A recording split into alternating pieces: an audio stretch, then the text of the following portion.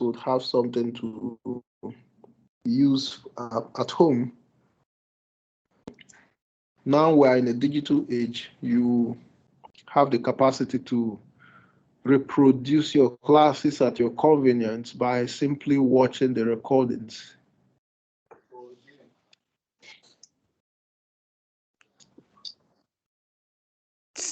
Then I think we also need to put off the transcription.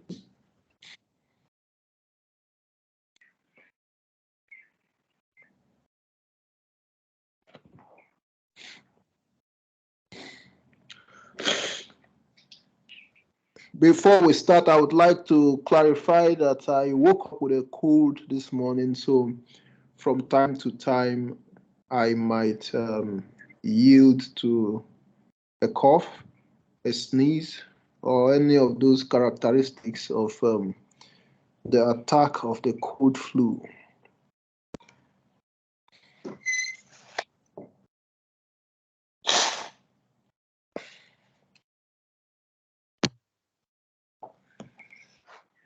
Last week, we were looking at deductive reasoning.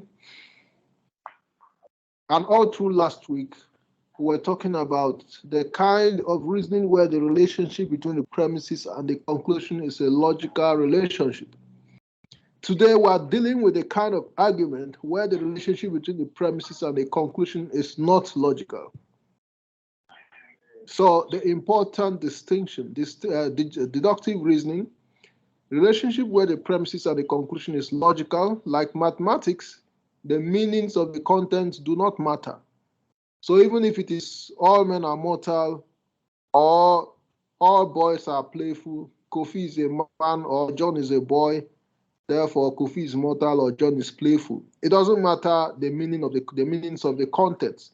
What just matters is the relationship between the premises and the conclusion. They only lead to one outcome, not more than one.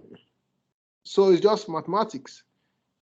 And that's why the meanings of the contents don't matter. It's just the logical relationship that matters, that does everything. For inductive reasoning, the relationship is not logical.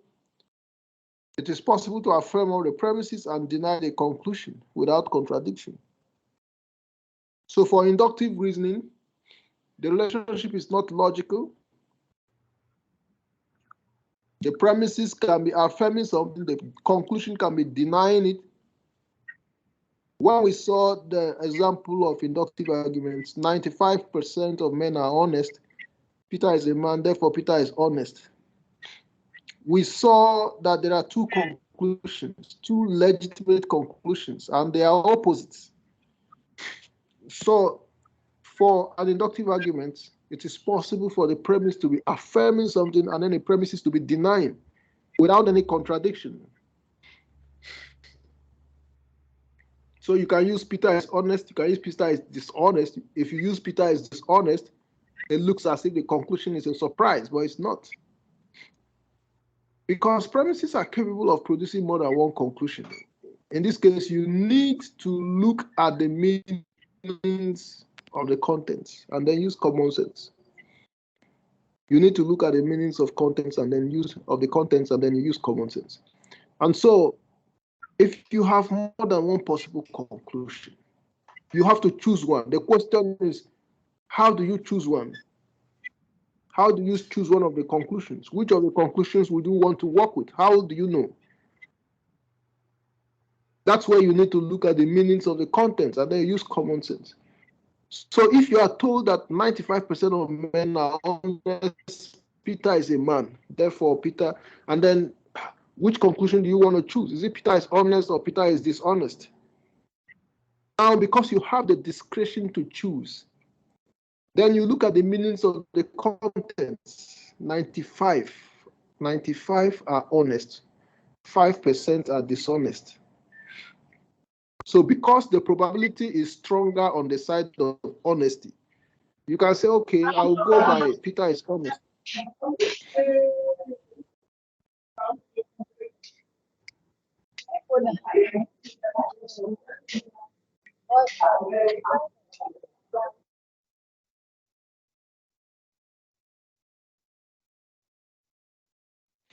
So because the inductive arguments provide more than one conclusion, you have to choose one.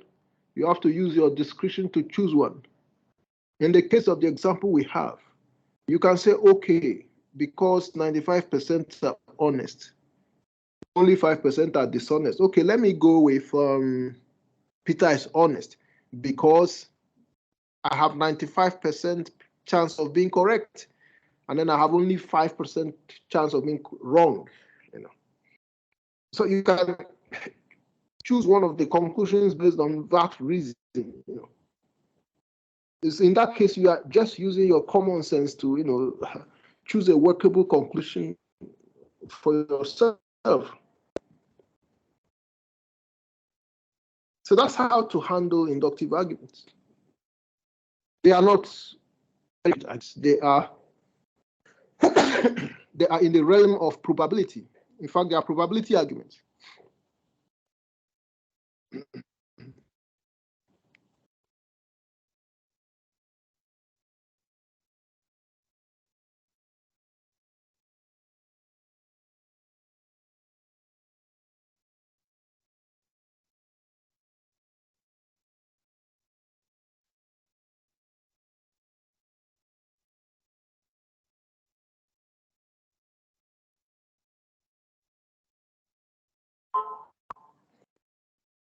Okay, so for inductive arguments, premises provide reason for believing in the likelihood of the conclusion.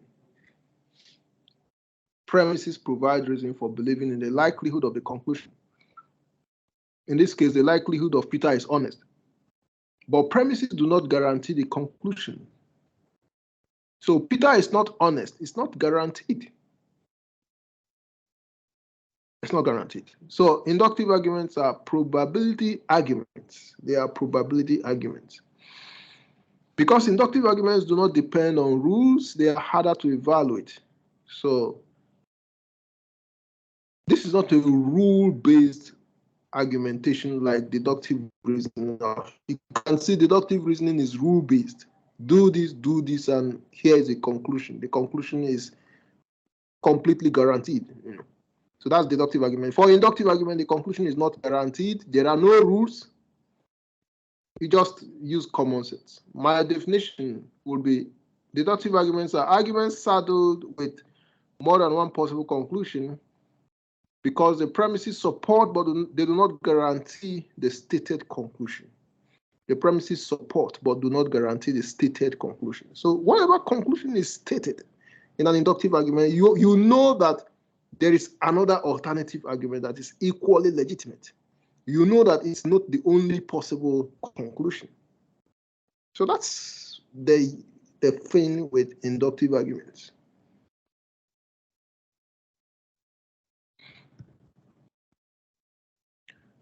Now let's distinguish between verifiable and confirmable statements. Verifiable and confirmable statements.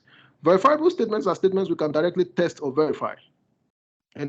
So I want us to see how inductive arguments are formed. Verifiable and confirmable statements. Verifiable statements are statements we can directly test or verify. They are usually factual or empirical statements. We saw a little bit of this last week when we used verifiable and confirmable statements to determine which kinds of premises you can convert to a conditional. So we are repeating the distinction here. Verifiable statements are statements you can directly test or verify. They are usually factual or empirical statements. Example, Kofi lost strength with age. That's a verifiable statement. You can verify that. You can get records of Kofi at a younger age, records of Kofi at an older age. You can make the calculations, determine whether the strength is actually decreasing. Confirmable statements. Confirmable statements are statements that we cannot test or verify directly. Confirmable statements that we cannot test or verify directly, except through verifiable statements. Example, all men lose strength with age. All men lose strength with age. You can't verify that. You can't verify that all men lose strength with age. I mean, a lot of men have not been born yet, so you don't really have all men.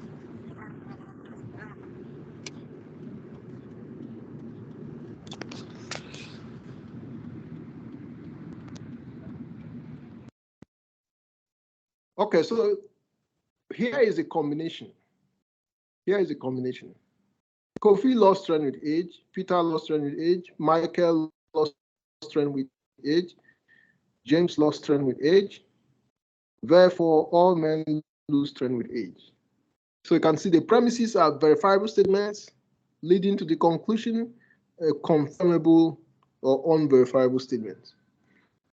So usually the premises are made up of verifiable statements. The conclusion is made up of a confirmable statement.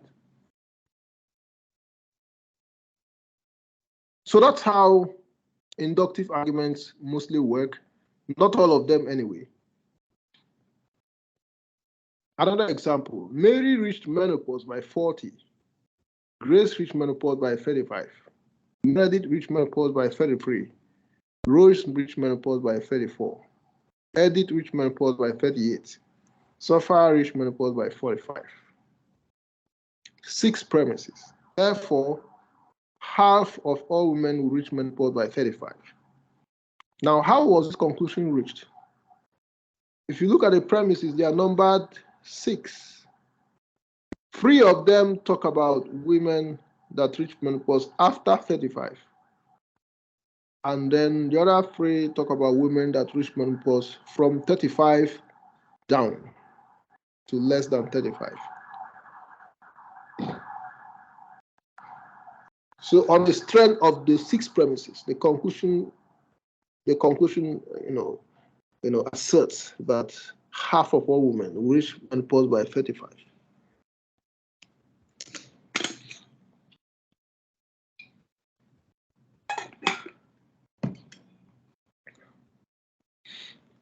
Now, how do you detect confirmable statements? How do we detect confirmable statements?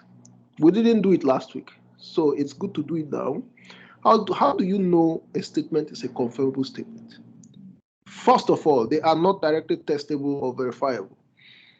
First of all, they are not directly testable or verifiable. You can't directly test. If you look at a statement, even a factual statement, and you see that it cannot be directly tested or verified, then you know it's a confirmable statement. You confirm, you cannot test it, you cannot verify it. It's beyond the reach of verification. That's a confirmable statement. Secondly, they can be converted into conditional statements. They are convertible into conditional statements. Example, look at the following categorical statement. No leader steps down from power unless compelled by a coup or constitution. No leader steps down from power unless compelled by a coup or constitution. Translate it to a conditional. If X is a leader, then X will not step down unless compelled by a coup or constitution. If X is a leader, then X will not step down unless compelled by a coup or constitution. That tells you it is a confirmable statement. That's how you know a confirmable statement. If you can convert it to a conditional, then you know it's a confirmable statement. Now, it is impossible to convert directly testable statements. In other words, it's impossible to convert verifiable statements. A statement that is directly verifiable or testable cannot be converted into a conditional statement. Now, these things are not in your textbooks. These things are not in your textbooks, the recommended textbook. So even though you don't have the textbook, at least this lecture is providing you with something that is missing there. If you want to know where this is, then you have to buy the other textbook at Kingdom Bookshop beside the BAM library. That's a bigger book. That's where you find these things. But the one that you are supposed to be using doesn't have these details. But somehow I feel my students struggle if they don't have some of these pieces of information. So I bring them out so that I lay them across to help you grasp and understand what is going on. Now, so it is impossible to convert directly testable statements into conditionals. A statement that is directly verifiable or testable cannot be converted into conditional statement. Kofi lost strength with age. You can't convert that into a condition. You can't convert it into a conditional. Would you say if a man is called Kofi, then such a man lost strength with age? That would apply to everyone called Kofi. So if anybody at all is Kofi, then the person has lost strength with age. Unfortunately, there are some children, babies, that are called Kofi. What about a 2-year-old boy called Kofi? Has he lost strength with age? No.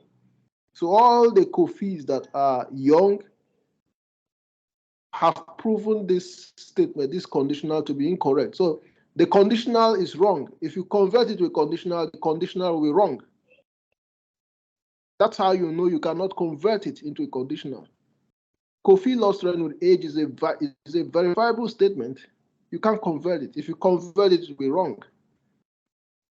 So that will mean that all men called Kofi, lose strength with age, and then there are no children or young people called Kofi, or there are no young people called. So that's, you just see that it's not right.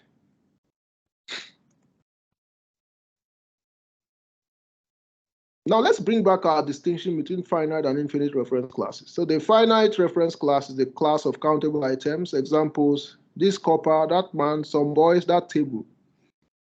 The finite reference class. Then the infinite reference class, the class of uncountable items. Example: all metals, all men, all voters, no man, no metal, no voters.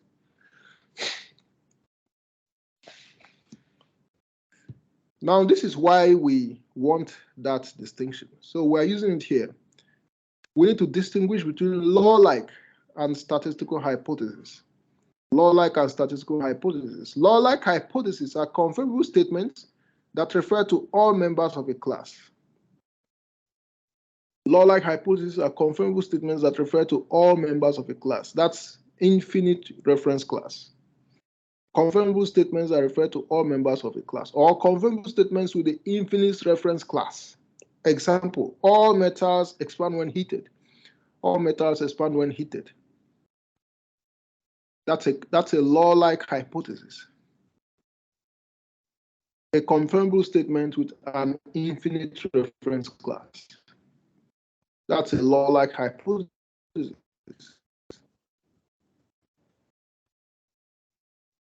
You can convert it to a conditional. If X is a metal, X will. Another example: all Fs are Gs. Each F is a G. No Fs are Gs. That means all Fs are not Gs.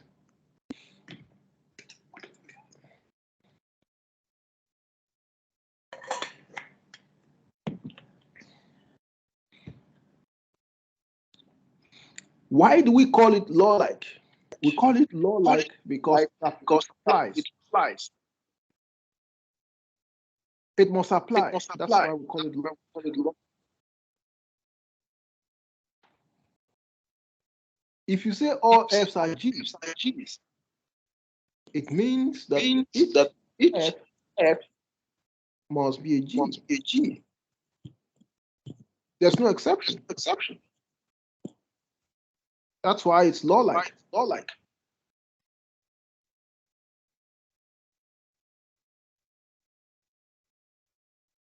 So law-like is highly predictive. G must be attributed or not attributed to every F. All men are mortal. If Peter is a man, then Peter is mortal. Anything that is a man is very predictably mortal.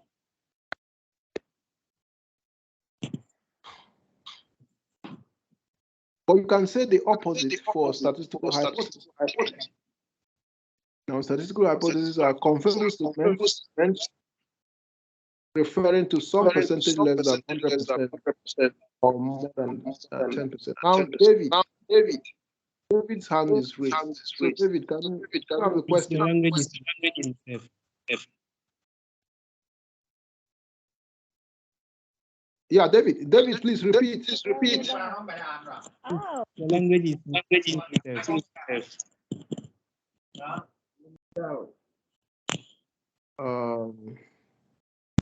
Yeah, so David, I didn't hear you. So please, you said you said it's too fast or what? It's not better. It's better now. So it's better now. Okay. Yeah, so let me go back to the previous page. Law-like hypothesis. We said law-like hypotheses are confirmable statements referring to all members of a class. Confirmable statements referring to all members of a class. Or let's say confirmable statements with the infinite reference class. Example, all metals expand when heated. If you convert it to conditional, it will read this way. If X is a metal, then X will expand when heated. Another example, all F's are G's. That tells you each F is a G. That's why we say it is law-like. If you say all F's are G's, then it means that each F is a G. It's a law. It's a law that each F is a G. It's not probable.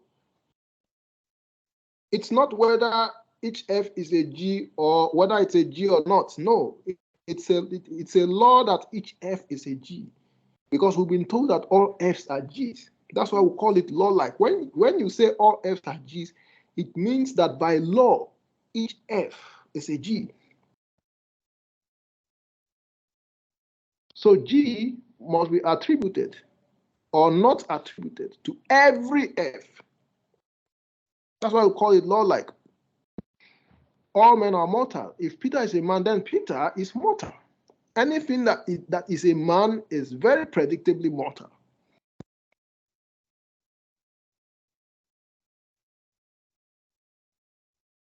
But this is the opposite. Statistical hypothesis. Confirmable statements referring to some percentage less than 100% or more than 0%. Example, 90% of those who ate a food fell sick. So you have statistical terms like some, few, many, hardly any, typically. So those are the various statistical terms. These statements are less predictive. 90% of those who ate the food fell sick. If X ate the food, then X is likely to fall sick. Likely to fall sick. So you can see it is not law-like. We're talking about likely. We're not talking about law. Remember that law is something that must apply to everyone. But this one is a case of probability. X is likely to fall sick. Okay, so now let's look at some distinctions between deductive and inductive arguments before we finish with the second type of inductive argument. So now that we've seen some aspects of inductive arguments, let's make these comparisons before we finish up. Inductive arguments are aimed at confirmation.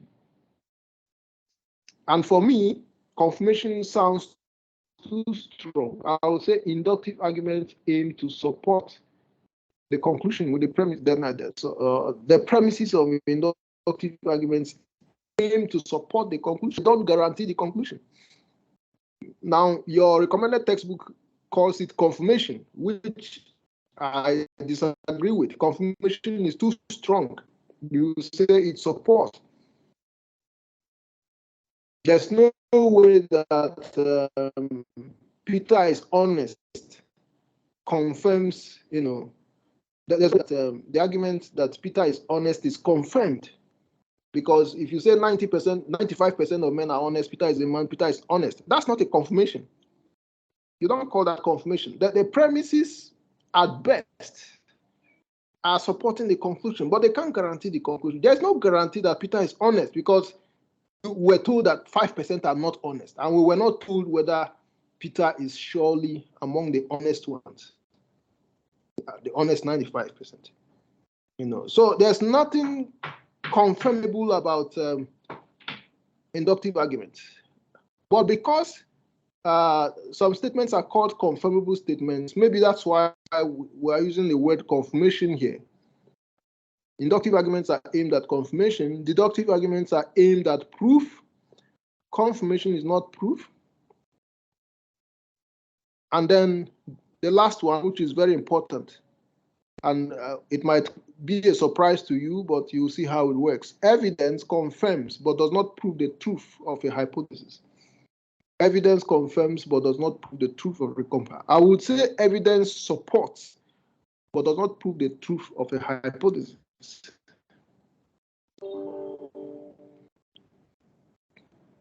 Now, let's look at two major ways to detect inductive arguments. Two major ways to detect inductive arguments. We've already talked about one of them, but here we're going to see about 2 or 3 types. We had said that the easiest way to detect an inductive argument is to confirm that the argument generates more than one possible conclusion. Once you see that an argument is generating more than one possible conclusion, then that's an inductive argument.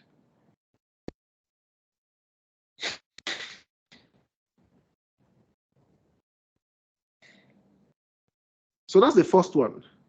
Any argument that is capable of more than one conclusion is an inductive argument. 90% of those who ate the food fell sick, Amma ate the food. Conclusions: Amma fell sick, Amma did not fall sick. So that's an inductive argument. If it's capable of more than one conclusion. The second one, inductive arguments are extrapolations. Inductive arguments are technically extrapolations. An extrapolation is an activity that smuggles in information into the conclusion that is absent in any of the premises. An activity that smuggles in information into the conclusion that is absent in any of the premises. All inductive conclusions contain information that is not accounted in the premises. All inductive arguments contain information that is not accounted in the premises. So there must be some information in the conclusion that is foreign to the premises.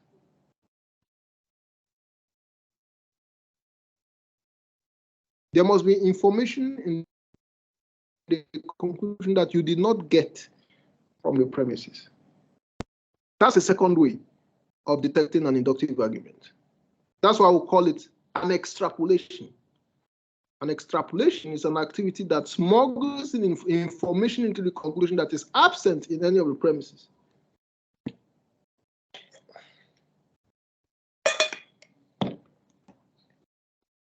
Let's check examples.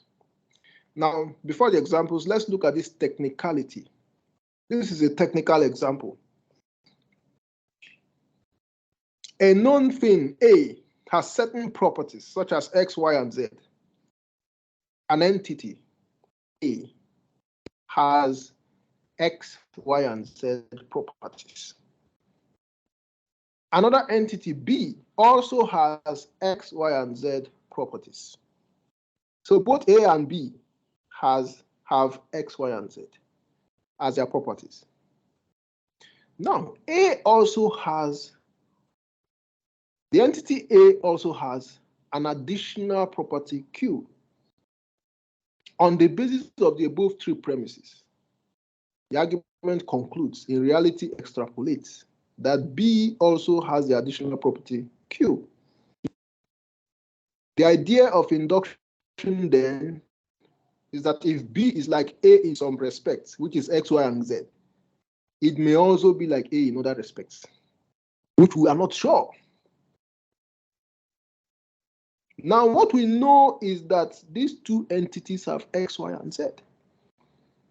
And then the only additional information we get is that A also has Q. Now, listen to this distinction. We are not told that B has Q. We're only being asked to conclude that B has Q. So we are now going to conclude that B has Q without an information in that regard. In other words, we're making a conclusion that we didn't get from any of the premises, whether any of the premises or the premises combined. We didn't get an information. Now we say the entity B has Q. That information is foreign to the premises. Let's look at directions of extrapolation. Now, extrapolations go in, I think, three basic directions. You have part-whole extrapolations, you have analogies, and you have predictions. So let's look at part-whole extrapolations. Part-whole extrapolations, attributing something to a whole that constitutes a part or parts. Attributing something to a whole that constitutes a part or parts. We have two types. We have generalizations and we have statistical syllogisms. Generalizations and statistical syllogisms. Now let's look at an example of generalization. Peter is strong, James is strong, therefore all men are strong. Peter is strong, James is strong, therefore all men are strong.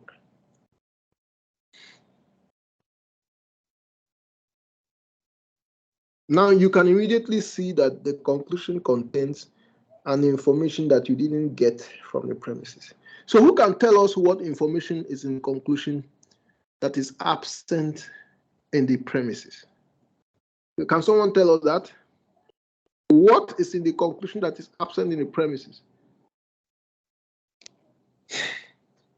All men, sir. All men. That's correct. I mean, you don't get any idea about all men from premises 1 and 2. Premise 1 is about Peter. Premise 2 is about James. So now you want to make a conclusion about all men, including men that have not yet been born.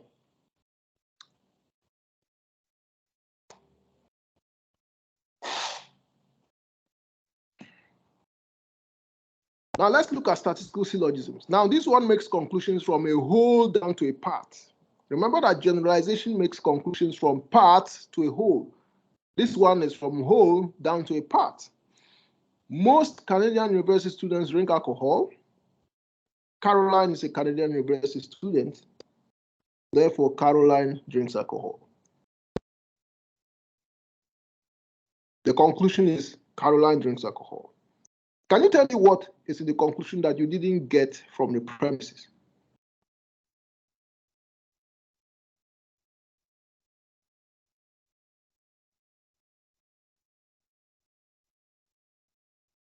Shadrach Agwa. Sir, please, the premises said most Canadian universities. It did not say that all Canadian universities. And so we cannot say, or we cannot conclude that Caroline drinks alcohol, because she might be part of the most, she might not be part of the most. Yeah, that's correct. So when you say Caroline drinks alcohol, you don't have enough ground for the conclusion. I mean, where did you get the information that leads you to conclude that Caroline drinks alcohol? How did you know that Caroline is among those that drink alcohol? It's not in the premises.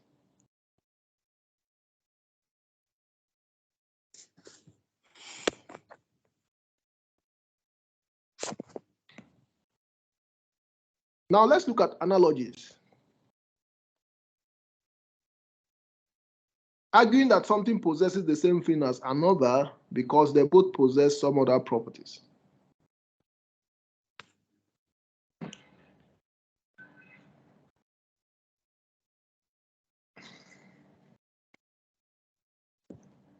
Concluding that something possesses the same thing as another because they both possess some other properties, like we saw in our technical example. Now, let's look at this example. The structural adjustment program was good for Cameroon, which is a third world country. The structural adjustment program was good for Uganda, which is a third world country. The SAP was good for Senegal, which is a third world country. The SAP was good for Nigeria, which is a TWC. Therefore, the SAP must be good for Togo, which is a TWC.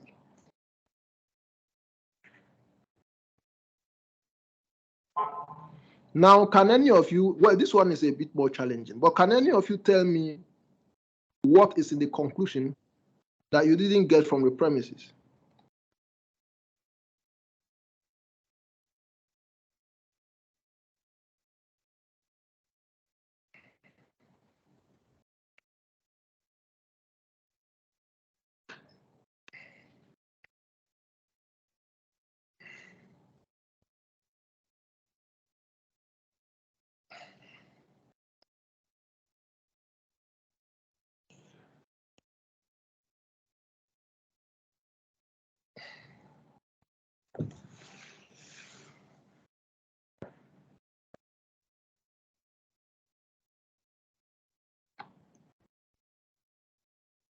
Okay, so let me attempt this one.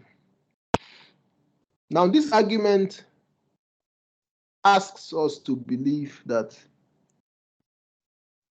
if something was implemented, if the structural adjustment program, all that is needed to make it a success is to just apply it to a third world country. So as long as a country is a third world country, if you applied SAP, it will succeed.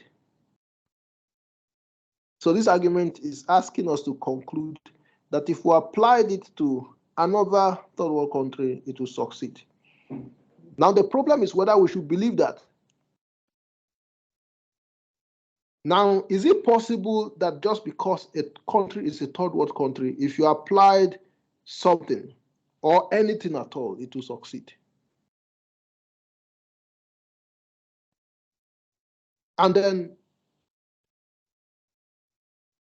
the premises did not talk about all third world countries. The premises just mentioned a few third world countries.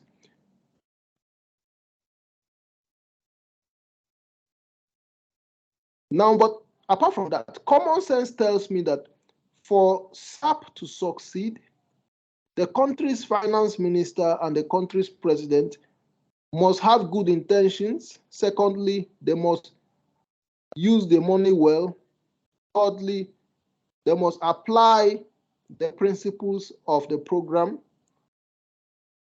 And so there's a lot of human factor involved.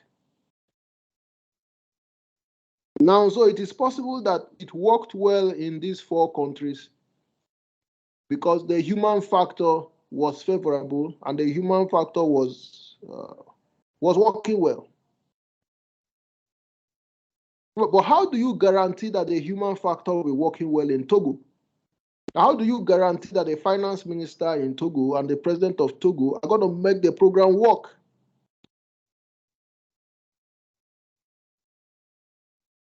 But apart from that, the argument is asking me to believe that something would work in a country just because it is a third world country.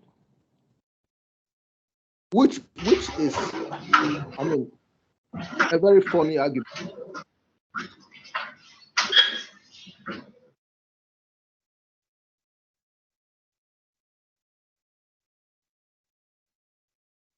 So what this argument does is to just assemble a few countries that have applied SAP well and then say that they are all third world countries. So if another third world country applies it, it will also be a success. So what is in the conclusion that is missing in the premises, is that the SAP is going to work for Togo, and that the human factor in Togo will make it work, and that all the factors that will make it work in Togo are present. That's what you can infer from the conclusion.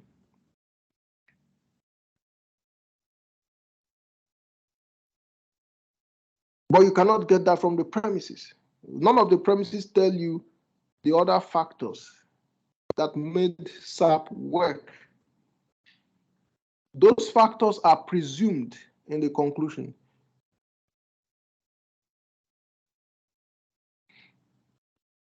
Now let's look at predictions. Predictions, attributing a quality to a future event because of the level of frequency of past occurrences of the same quality in similar events. Tyson has won his last 30 boxing fights. Therefore, Tyson will win his next boxing fight.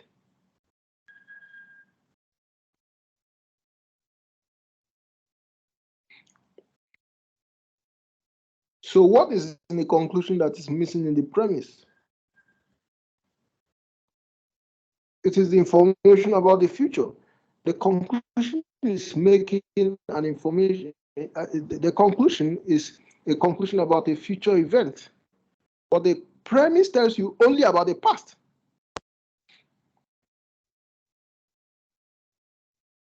And concluding for a future event based on some regularity in the past might end up wrong because he might actually lose his next boxing fight.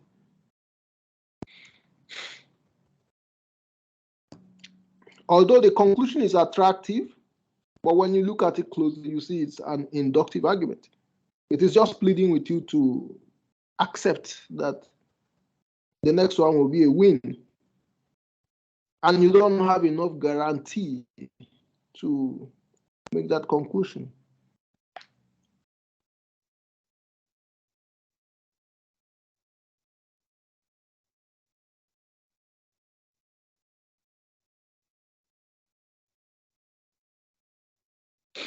Now let's look at two kinds of enumerative inductive arguments based on strength.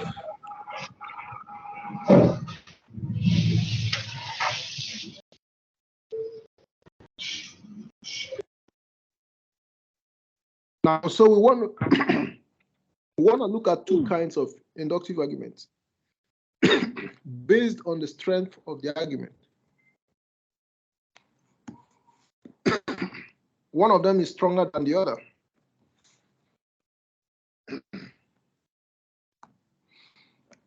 Enumerative means an argument with many premises, which enumerates the premises like a list.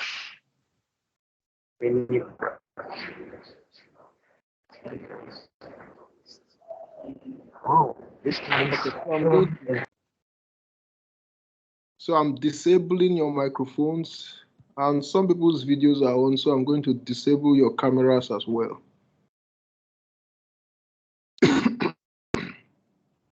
So now you can't speak and you can't show. So when I'm done with this round of explanations, I will open up the microphones so that you can speak.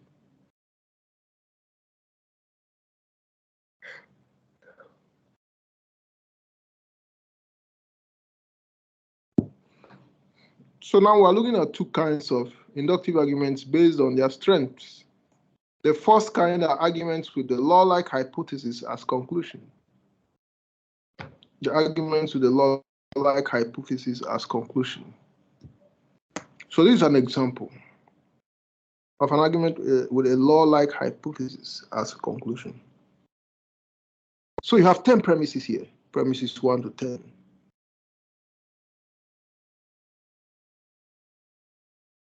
Premise 1, gold expanded when heated. Silver expanded when heated. Bronze expanded when heated. Copper expanded when heated. Aluminum expanded when heated. Platinum expanded when heated. So 10 metals expanded when heated. And then there's a summary premise saying that all the metals tested so far expanded when heated. And then the conclusion is saying all metals expand when heated. You can see that premises 1 and 2 are particular statements. Even the summary premise is a particular statement because all the metals, it refers to all the metals tested so far. So it refers to countable items. And that makes it a particular statement. But the conclusion is a universal statement. The conclusion refers to all metals, including the ones that have not yet been discovered. Okay, so technicality, premises 1 or 10 are verifiable or particular statements.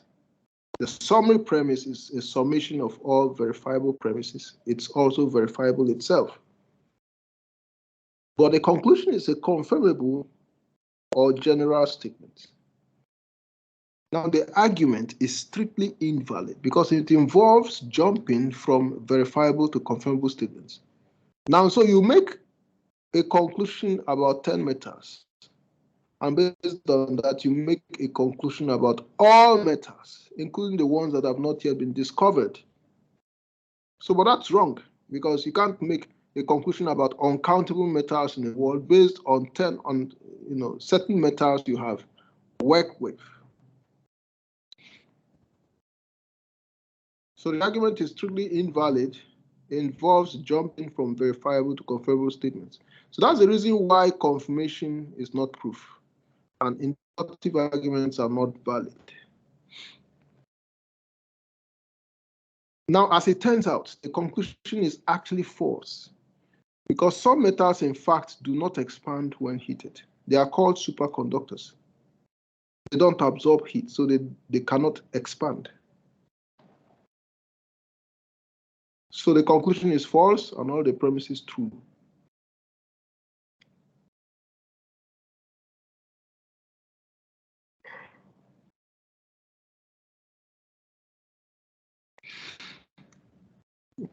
You can see that it's possible to deny the conclusion with all true premises, or affirm the premises and deny the conclusion. And this is applicable to all the types of extrapolation, whether it's the part whole, the analogies, the predictions.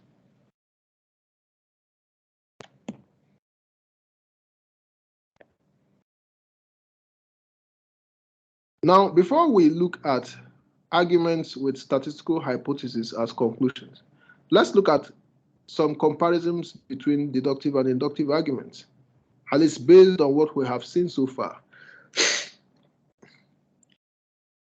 Deductive arguments are accurate at the expense of the inability to provide information.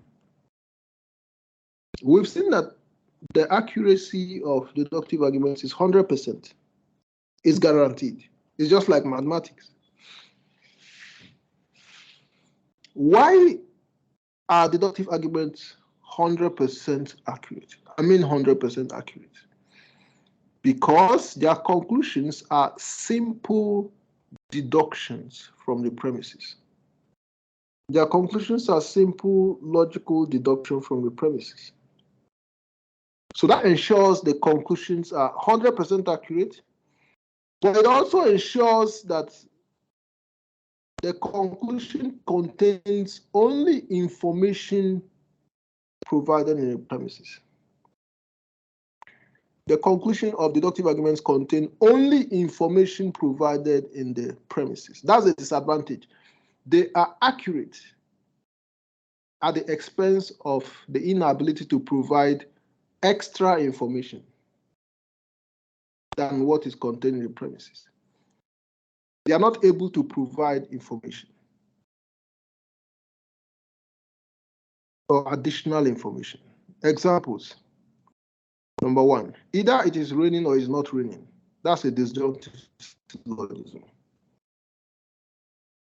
Now, it is 100% accurate. If it is raining, it is accurate. If it is not raining, it's accurate. So whether it is raining or it's not raining, it's accurate.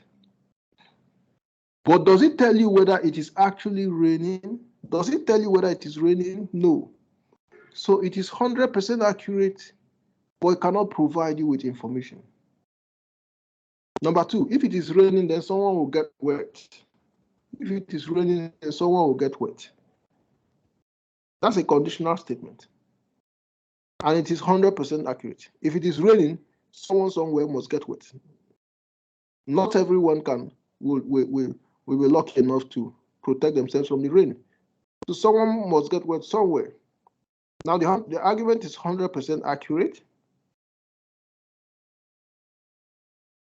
But does it tell you whether it is raining? No. It just tells you that if it is raining, this must happen. That's what it says. But it doesn't tell you it is raining. That's what we call information, especially empirical information.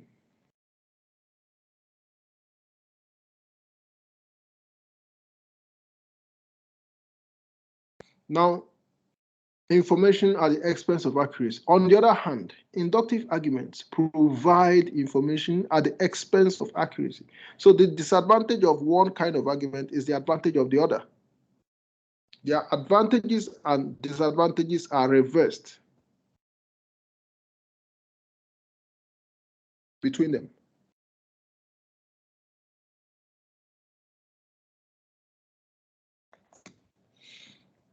So inductive arguments provide information at the expense of accuracy. Now, providing information is to be falsifiable. Providing information is to be falsifiable. Example, it is raining right now. Now, it is raining right now is what? Empirical information. It is raining right now is an empirical information. It's a factual statement. You can verify it. If it is raining right now, then it's correct. If it's not raining right now, then it is wrong. It is false. That's why empirical information is falsifiable.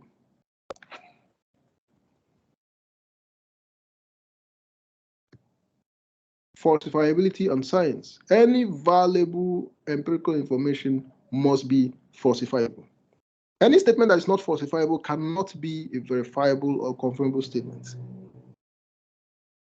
And then the last one, which is the most important, any statement that is absolutely true, any statement that is absolutely true, such as either it's raining or it's not raining, or if it is raining, someone must. Any statement that is absolutely true has no empirical content. Any statement that is absolutely true has no empirical content.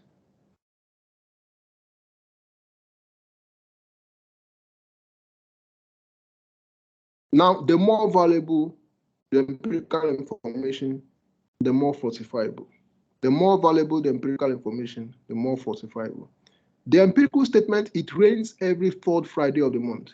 It rains every third Friday of the month. It's more valuable information than it rained just now.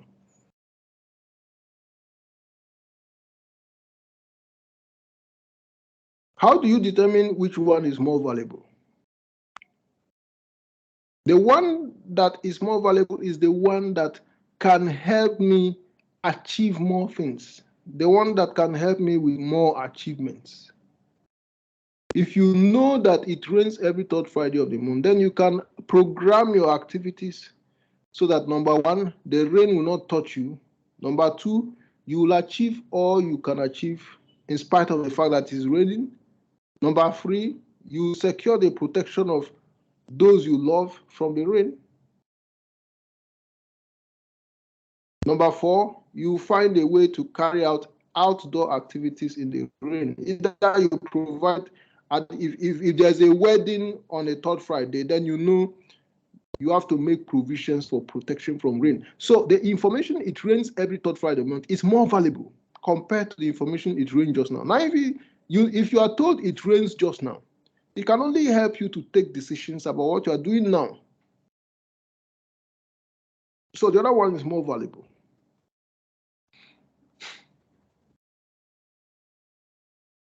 But the more valuable, the more falsifiable. The more valuable, the more falsifiable. It will take only one third Friday of not raining to falsify the first statement. Only one third Friday of not raining falsifies the first statement. So the more valuable, the more falsifiable. Now let's look at the second type of inductive arguments. Arguments with statistical hypotheses as conclusions. Example, we have 10 premises here. Premise 1, Michael was vaccinated for polio and never suffered polio. 2, Gilbert was vaccinated for polio and suffered polio. 3, Mary was vaccinated for polio and never suffered polio. 4, Stanley was vaccinated for polio and never suffered. 5, James never suffered. 6, Bob suffered it. 7, Jill never suffered. 8, Samuel never suffered. John never suffered. Carol never suffered. So that's 10 premises. The summary premise, 8 out of 10 people who were vaccinated did not suffer polio. In other words, the vaccination cured 8 out of 10. So the conclusion is what? Polio vaccination has 80% potential of preventing polio. Polio vaccination has 80% potential of preventing polio. So this is how we form inductive arguments in the sciences. This is how we form inductive arguments in the sciences. They don't contain guarantees, but they provide more information. So they end up doing more work compared to the deductive method.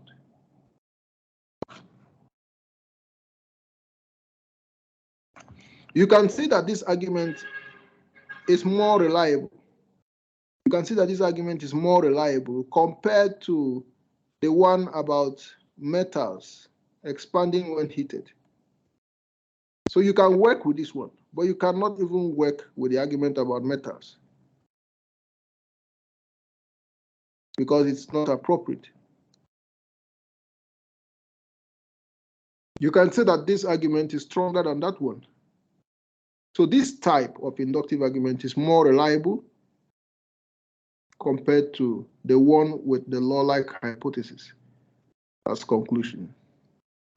So we have two types of inductive arguments, the ones ending with law-like hypothesis as conclusions, the ones ending with statistical hypothesis as conclusions. Now, hypotheses are technically regarded as conclusions of inductive arguments because they are confirmable statements that are to be supported or confirmed or denied by verifiable statements. So that's the end of the class. We shall do causal reasoning next week. Now I'm going to entertain any questions you may have. If you have a question about a particular thing we did, then you can ask. But if your lack of understanding is about the whole class or about a section of the class, then you have to go home and watch the recording, possibly several times. So I'm going to receive any question about one particular thing that confuses someone, and then we shall address it. I'm going to allow your microphones so that you can ask your questions. So your microphones have been allowed. If anyone has any question on a particular issue, on a specific issue, then we talk about it. After that, I stop the recording, retrieve the recording, hopefully retrieve the recording, and then if the internet is not strong enough to upload it online, I could do that on Saturday. Hey, why you close the class? So why you close the class? So any questions?